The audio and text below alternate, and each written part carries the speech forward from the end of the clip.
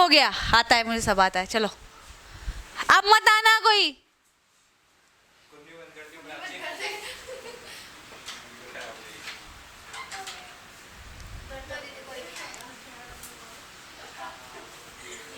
चलिए चलिए चलिए चलिए चलिए चलिए, रिकॉर्डिंग हो रही है, बस मस्त रिकॉर्डिंग हो रही है। दीदी हार्ट का सारा चलिए, पढ़ के आई हूँ मैं।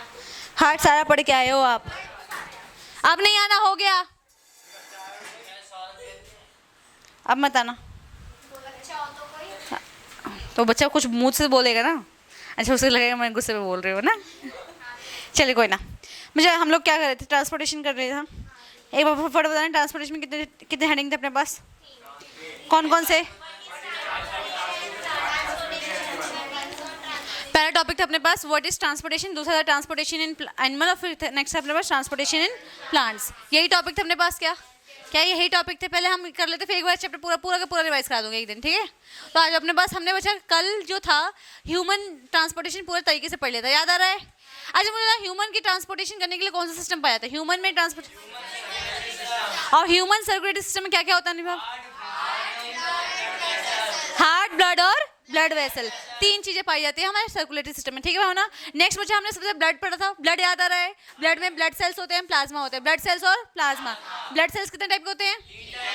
आरबीसी, डब्ल्यूबीसी, प्लेटलेट्स, सबकी फंक्शन आपको पता चाहिए। फिर डिफरेंस पढ़ा था, याद हो गया होगा अभी तक, ठीक है? फिर अपने ब्लड प्रेशर पढ़ा था, एक नॉर्मल टॉपिक था जो पता होना चाहिए, ब्लड प्रेशर क्या होता है, कितने टाइप के होता है, क्या नॉर्मल रेंज है 120/80, और कौन सा डिवाइस यूज होता है पढ़ लेना खुद, ठीक है? आगे बचा लिम्फ पढ़ा था हमने, लिम्फ में बचा लिम्फ होता क्या है, लिम्फ का फंक्शन क्या है, सिर्फ दो ही क्वेश्चन आते हैं। तो लिम्फ बेसिकली क्या होते हैं, जब ट्रांसपोर्टेशन के दौरान कुछ फ्लूइड्स क्या इंटरस्टिशियल स्पेस में गिर जाते हैं, इंटरसेलुलर स्पेस में गिर जाते हैं, वही इकट्ठा होकर लिम्फ बन जाते हैं, वही इकट्ठा होकर क्या हो जाता है, लिम्फ बन जाता है। और लिम्फ का तीन काम बचा, एडिमा प्रिवेंट करता है, नहीं स्वेलिंग को प्रिवेंट करता है, कोई भी ऑर्गन सूजने से मदद करता है, ठीक है? दूसरा इम्यून सिस्टम में हेल्प करता है, और दूसरा फैट को एब्जॉर्ब करता है और ट्रांसपोर्ट करता है, याद आ रहा है मुझे? प्रिवेंट एडिमा पहला पॉइंट क्या है, दूसरा प्रोवाइड प्रोटेक्शन, और तीसरा क्या है, absorb and transport food fat, help in the transportation and absorption of fat. याद आ रहा है, मैंने बताया था ब्लड कैपिलरीज में जब इंटेस्टाइन में खाना पहुंचता है तो ग्लूकोज और एमिनो एसिड तो ब्लड के थ्रू आ जाता है, लेकिन हमारा जो फैटी एसिड है वो ब्लड में नहीं आ पाता। क्यों नहीं आ पाता ब्लड में?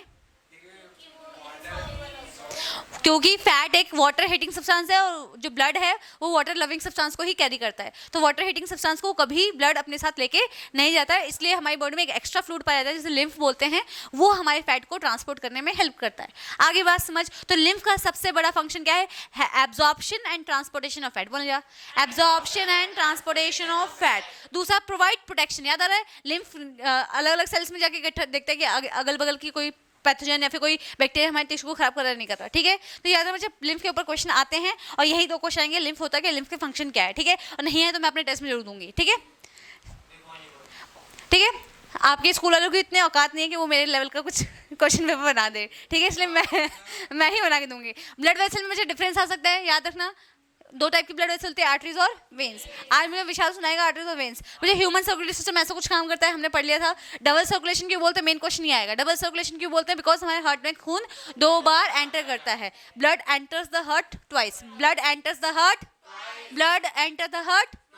कितनी सर्कुलेशन होती है, कौन कौन सी? पल्मोनरी सर्कुलेशन में हार्ट से ब्लड लंग्स तक जाता है, लंग्स से ब्लड, हार्ट से खून बॉडी पार्ट तक जाता है, बॉडी पार्ट से खून, तो इसको क्या बोलेंगे हम?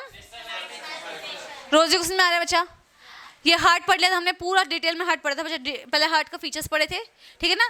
याद आ रहा है सबको कि मस्कुलर ऑर्गन होता है, कार्डियक मसल सब होता है, इनवॉलंटरी होता है, पहला पॉइंट तो ये था। दूसरा पॉइंट बच्चा वो क्या होता है, उसकी लोकेशन क्या है, वो हमारे लंग्स के बीचों बीच पाया जाता है, स्लाइडली किस तरफ झुका होता है, लेफ्ट की तरफ झुका होता है। साइज की बात करें तो कितना होता है ये, क्लोज फीस्ट की तरह, और ये प्रोटेक्टेड होता है एक डबल लेयर से, जिसको क्या बोलते हैं हम सादिया, पेरिकार्डियम। क्या बोलते हैं, पेरिकार्डियम, आउटर पेरिकार्डियम और दोनों के बीच में फ्लूइड होता है प्राची, उसको क्या बोलेंगे हम, पेरिकार्डियल फ्लूइड। पेरिकार्डियल फ्लूइड जो है बच्चा वो क्या करता है, हमारे हार्ट को प्रिवेंट करता है फ्रॉम सडन शॉक और इंजरी, याद रहेगा पक्का बच्चा। और उसके अलावा बच्चा और क्या था, हमने थोड़ी बहुत चीजें पढ़ी थी कि हमारे हार्ट में 4 चैम्बर होती हैं, अब मैंने अभी एक क्वेश्चन पूछा था, what is the difference between auricle और वेंट्रिकल। यही डिफरेंस बताना है बच्चा कि ऑरिकल आपके अपर चैम्बर होते हैं, वेंट्रिकल आपके लोअर चैम्बर होते हैं। ऑरिकल आपके स्मॉल होते हैं, वेंट्रिकल आपके लार्ज होते हैं। उनमें थिन वॉल होती है, थिक वॉल होती है। कितना आसान था। ऑरिकल, आपने ऑरिकल बोला, एट्रियम क्यों नहीं बोला? मैं तो ऑरिकल बोलूंगी, मैंने उस दिन लिखवाया था ना, atrium is also called auricle. याद नहीं आ रहा। लिख तो रखा है। याद नहीं आ रहा। ये नहीं लिखा है।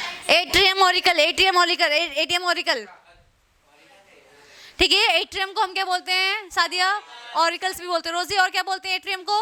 ऑरिकल्स। तो क्या डिफरेंस दिख रहा है भावना में ऑरिकल्स और वेंट्रिकल्स में? कि ऑरिकल्स अपर चैम्बर होती हैं, वेंट्रिकल्स लोअर चैम्बर होती हैं। ये small in size, large in size, made up of thin wall, have thick wall.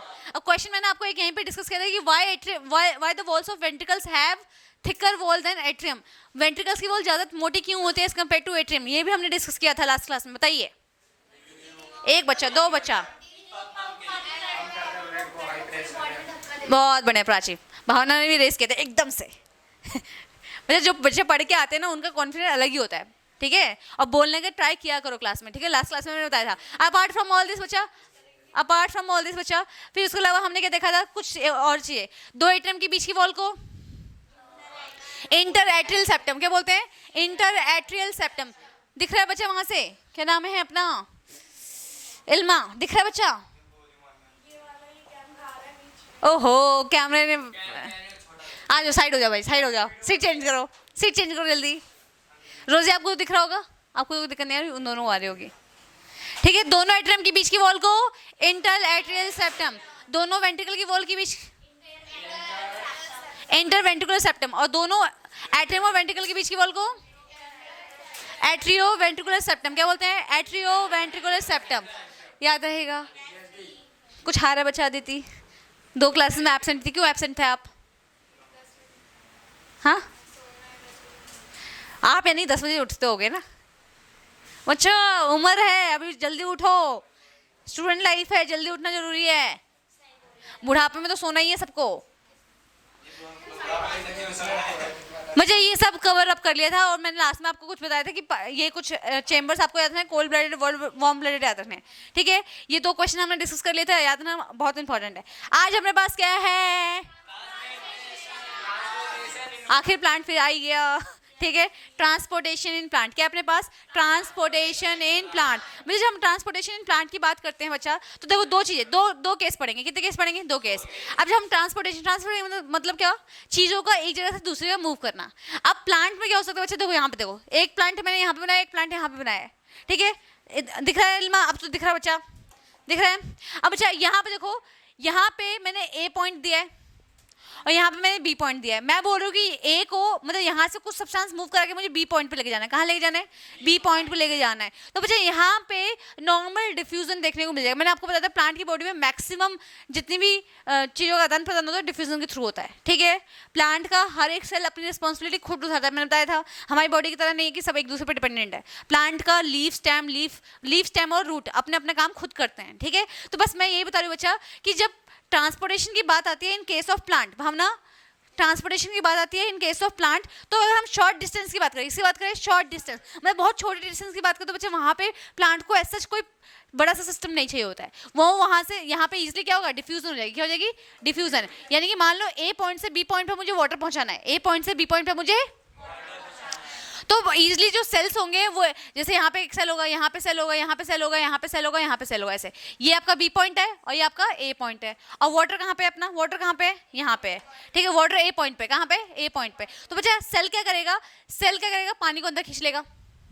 ये पानी फिर आगे पुश कर देगा, ये पानी और आगे पुश कर देगा, ये आगे पुश करके बी पॉइंट तक पहुंचा देगा। इसी को बोलते हैं डिफ्यूजन। इसी को क्या बोलते हैं हम? डिफ्यूजन।